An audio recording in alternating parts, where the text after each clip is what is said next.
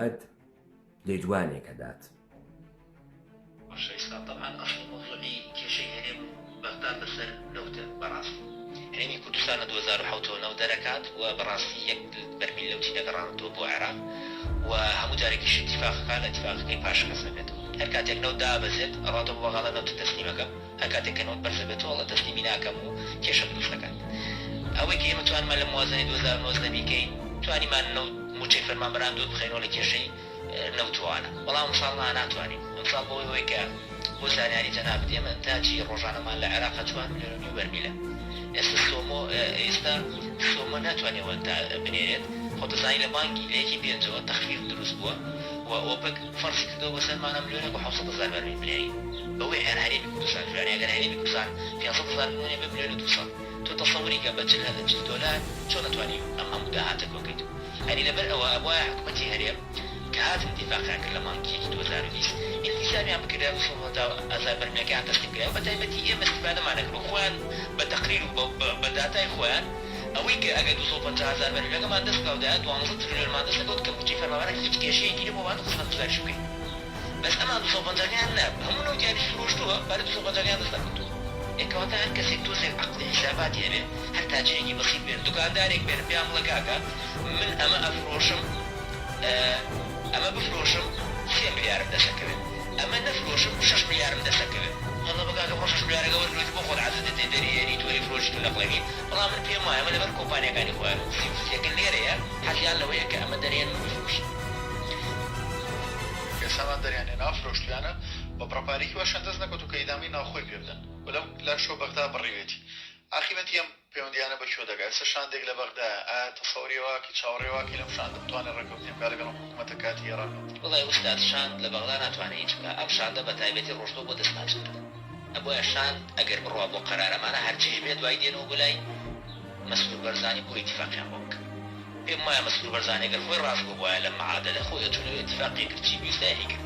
یعنی من پێم سەیرە کاتەکە قسەیەکی جواری کرد وتی کە ڕوا بۆ لای ترامبنێت چیر خۆی تەنیا ڕوا دوو جێگەکەی نابە. بەڵام کە ڕۆن بۆ دەستماچکردن هەموو گۆڕان و یەکێتیان هێرن بۆ دەستماچکردن، بەڵام خۆیان لە ماڵە دانیشتن. یعنی تۆ ئەسڵی مۆزوعەکەی تۆ نەوتەکەت بردووە، تۆ داهاتەکەیت کۆ کردەوە، تۆ خواردووتە فەرموو خۆتش بڕۆ دەستەکە ماچکە و پارەی ئەو خەڵکە بێنەکە خوراوە. یعنی ئەمە ڕاستەکەی. دووهەم ئەم یعنی من شتێکم پێ سەیرە ساڵێکە هەر باسیەوەکەن ئەڵەن حکوومەتی عێراق 384 میلیارد دۆلار قەرزارە.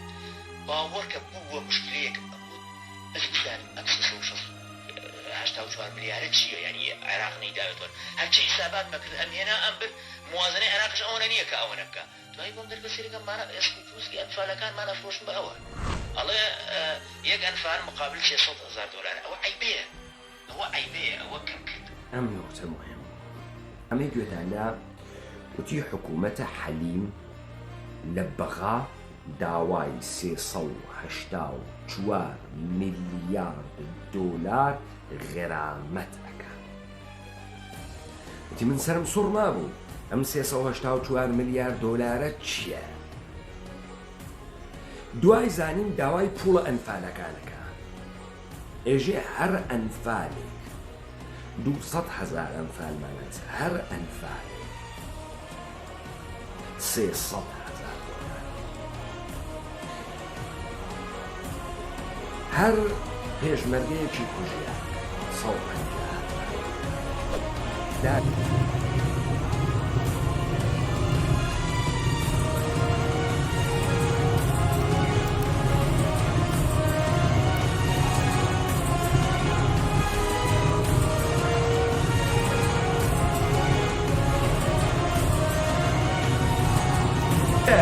ئیستەوە ڕێگەی دزی نەماگە. ئەڕۆی بەرزیەکەیتەوە پێشەی ئەنفال بفرۆشی. تۆ فشار بێری بۆ حکوومەتە عێراقی، تۆ ئەو پیاگە هەی لە ژێرە دەسە حکوومەتە عێراقی بێتە دەرەوە. ئەی نەفتەکە لەکوێ فرۆشی؟ ئەگەر سپای پاسداران تەکتانەوێت بۆ ترانسپۆرتی کاتە خوارەوە 2/3 بۆ ئەدو 1/3 فڕەداتە بەرە، تۆ حەپە حەپکەی و کۆنتڕۆڵە مەردمە کورتکەی بۆی. چۆن نەفتەکە ئەفرۆشی؟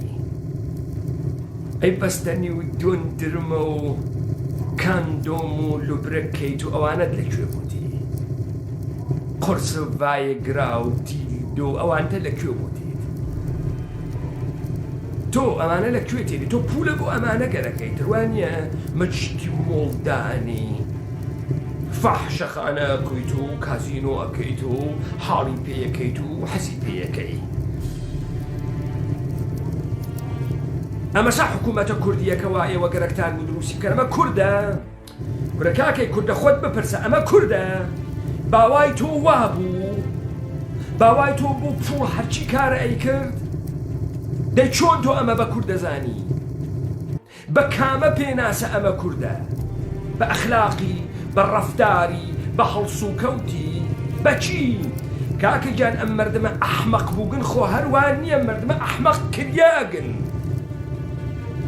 چۆن دانەیەک وەکیلی تیانە حقوقدانی تیانە ئەو کوردەوارە بێتە دەرەوە بێژە حکوومەتە حەلیم خەیلی قەڵەتە کرد تۆ بە ئیتفاقی حکوومەتە عێراقت دروست کردگە و هیچێک یەخ دەسە ناگریت و هیچێ دەسە ناگریت